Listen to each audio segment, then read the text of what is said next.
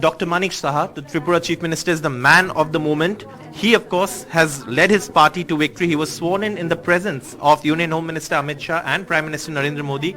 Sir, your swearing in yesterday was a message from the BJP to the entire Northeast. So the BJP's presence here is now solid and showcasing that presence, your victory. You were sworn in a second time. But sir, there are some questions about the cabinet also. Some seniors left out, some young faces.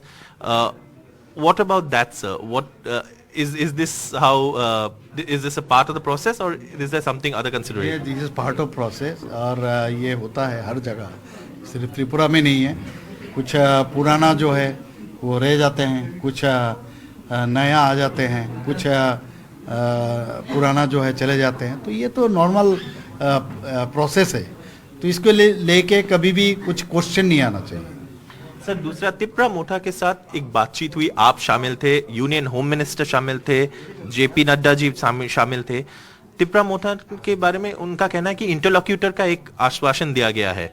क्या इससे बात आगे बढ़ सकती है, वो सरकार में शामिल हो सकती है?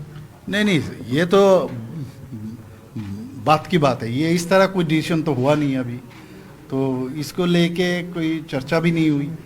बाकी जो हम लोग चाहते हैं कि जनजाति का उन्नयन हो, तो उस दिशा पर हम लोग बातचीत चल रहा है.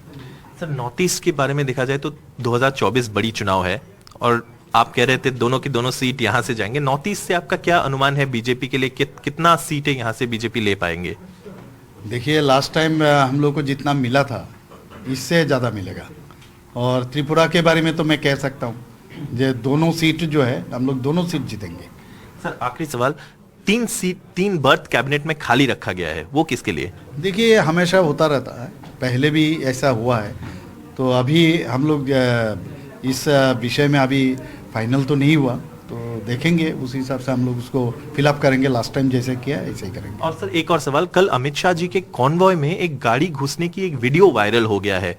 क्या यहाँ पे पुलिस की तरफ से आपको कुछ ब्रीफिंग दिया गया है कि कौन था, किसका गाड़ी था? एक सिक्योरिटी ब्रीच जैसा माहौल हुआ है, कहीं वो वीडियो देखकर लगता है?